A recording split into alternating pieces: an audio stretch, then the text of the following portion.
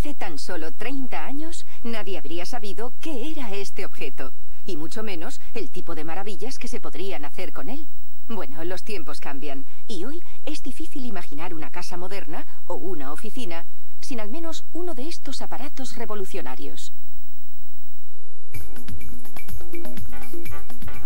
En montar un ordenador se tardan unos 90 minutos. El disco duro guarda durante mucho tiempo la información que le ha sido transmitida. La cabeza lectora lee la información. Es extremadamente precisa. Entre la cabeza lectora y el disco duro apenas cabe un cabello.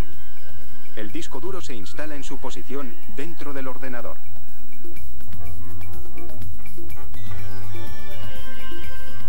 Hay otras dos unidades que almacenan información. El lector de discos de 3 pulgadas y el lector de CD-ROM, que permite la lectura y ejecución de programas grabados en discos compactos.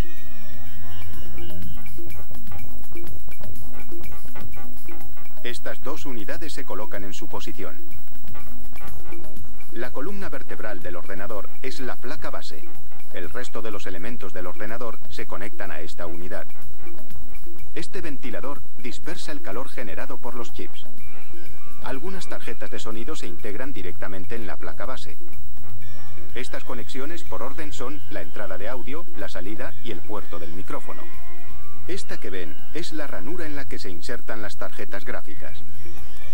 Este dispositivo térmico mide la temperatura emitida entre el procesador y la placa base. El procesador es el cerebro del sistema. Interpreta, calcula y ejecuta las instrucciones que recibe. El procesador tiene varios millones de transistores y su cadencia, su velocidad de trabajo, alcanza ya los gigahercios. El procesador descansa sobre esta base. El ventilador del procesador dispersa el calor. Su eficacia depende del tipo de material usado y un material conductor asegura una mejor refrigeración. La memoria RAM almacena información a corto plazo, pero la borra cuando se desconecta la corriente. Esta memoria es más rápida que la del disco duro o la del CD-ROM. El siguiente paso es meterlo todo en la carcasa que protege los elementos internos de los elementos externos. En esta fase se instalan los componentes electrónicos en la carcasa. Varios conectores de la carcasa están conectados a la placa base, como el conmutador y varios indicadores luminosos.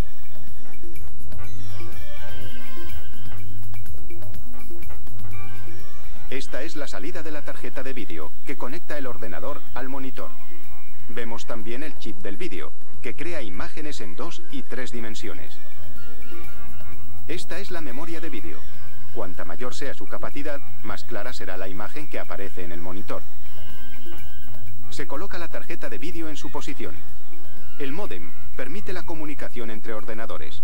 Sus condensadores producen una señal telefónica muy nítida para facilitar las comunicaciones. Estos condensadores del módem controlan la información que circula entre ordenadores. Se instala el módem fax. La fuente de alimentación transforma la electricidad según el voltaje requerido por los diferentes componentes.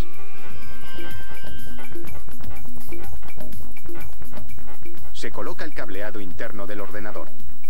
Gracias a él, la información circula entre los diferentes medios y la placa base. Se conecta el cable ID y el CD-ROM.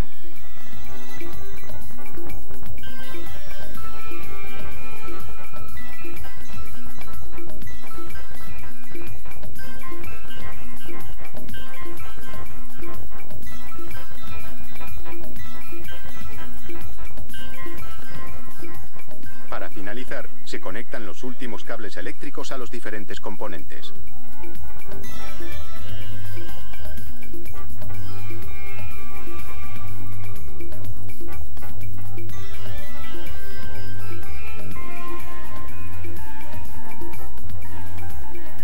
Ya ha concluido el montaje de los 30 componentes del ordenador. Antes de cerrar la carcasa, se comprueban todos los ordenadores para verificar el funcionamiento de los periféricos. A continuación se cierran y se embalan. Esta fábrica produce unos 300 ordenadores al día.